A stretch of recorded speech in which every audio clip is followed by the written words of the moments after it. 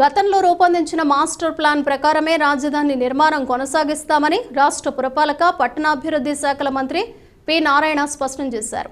పనుల నిర్వహణలో 15 రోజుల్లో స్పష్టత వస్తుందని, రాజధానిలో ఏ పనులు ఎప్పటికీ పూర్తి చేస్తామో ప్రజలకు ముందుగానే తెలియజేస్తామని అన్నారు. సచివాలయంలోని 2 బ్లాక్లో వేద మంత్రోచ్చారణల మధ్య మంత్రిగా నారాయణ బాధ్యతలు చేపట్టాక విలేకరులతో మాట్లాడారు. అమరావతి అభివృద్ధి పనులు 3వ దశలో నిర్వహించేలా గతంలోనే ప్రణాళిక రూపొందించి అమలు చేశామన్నారు.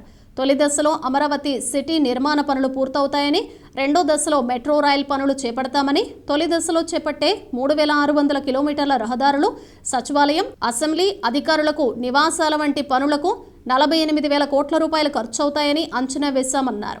ఈ పనులన్నీ ఇప్పటికే ప్రారంభమై వివిధ దశల్లో నిలిచాయని, వీటిని 2.5 ఏళ్లలో పూర్తి చేయాలని భావిస్తున్నామని తెలిపారు. ప్రపంచంలో అత్యున్నత 5 నగరాల్లో ఒకటిగా అమరావతిని తీర్చిదిద్దాలన్నది సీఎం చంద్రబాబు లక్ష్యమని, రాజధానిలో చేపట్టే కార్యక్రమాల ద్వారా రాష్ట్రంలోని అన్ని జిల్లాలు ఆర్థికంగా అభివృద్ధి చెందేలా సింగపూర్ ప్రభుత్వ సాయంతో అత్యుత్తమమైన డిజైన్లు రూపొందించి అమలు చేశామని మంత్రి నారాయణ తెలిపారు.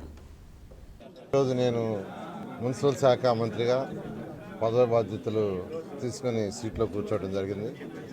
అయితే ఈ యొక్క మున్సిపల్ శాఖలో అతి ముఖ్యమైనది అమరావతి రాజధాని డెవలప్మెంటు, క్యాపిటల్ సిటీ. 217 చదరపు కిలోమీటర్లతో ఆ రోజు ఇక్కడ క్యాపిటల్ సిటీని డిజైన్ చేయడం జరిగింది. 2015 జనవరి 1 ల్యాండ్ పుల్లింగ్ నోటిఫికేషన్ ఇస్తే 2015 ఫిబ్రవరి 28వ తేదీ అర్ధరాత్రికి 34,000 ఎకరాలని ఒక చిన్న లిటికేషన్లో కూడా లేకుండా రాజధాని కట్టడానికి రైతులు ఇచ్చారు. అది మా ముఖ్యమంత్రి గారి మీద నమ్మకంతో ఇక్కడ ఒక మంచి క్యాపిటల్ డెవలప్ చేస్తాం అనే ఉద్దేశం తెచ్చారు. అట్లాంటి రాష్ట్ర రాజధాని యాక్చువల్గా గత ప్రభుత్వం పూర్తిగా నిర్విరామించేసి 3 రాజధానులు అంటూ 3 ముక్కలు ఆటాడి పూర్తిగా నాశనం చేశారు.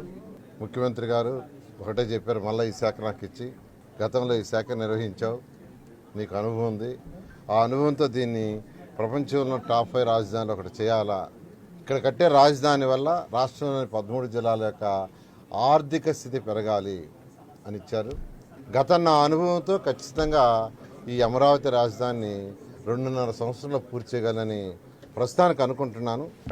అయితే ఇవాళ నుంచి అధికారులతో కూర్చొని ఒక 10-15 రోజుల్లో ఒక క్లారిటీ తెచ్చుకొని, ఆ క్లారిటీని ప్రజలకు కూడా టైం బౌండ్, ఎప్పుడు లోపల చేస్తాం, ఎలా చేస్తాం, ఏది రోడ్లు ఎప్పుడు పూర్తవుతాయి, వాటర్ లైన్స్ ఎప్పుడు పూర్తవుతాయి, బిల్డింగ్లు ఎప్పుడు పూర్తవుతాయి, సెక్రటరియట్ బిల్డింగ్స్ ఎప్పుడు పూర్తవుతాయి, ఇవన్నీ కూడా ఒక టైం బౌండ్ ఖచ్చితంగా రైతు సోదరులందరికీ ఎవరైతే ఆ రోజు త్యాగం చేశారో 34,000 ఎకరాల ల్యాండ్ని ఆ రైతులందరికీ ఆ టైం బౌండ్ ఇచ్చి ఆ టైం బౌండ్ ప్రకారం చేయడం జరుగుతుంది. Thank you.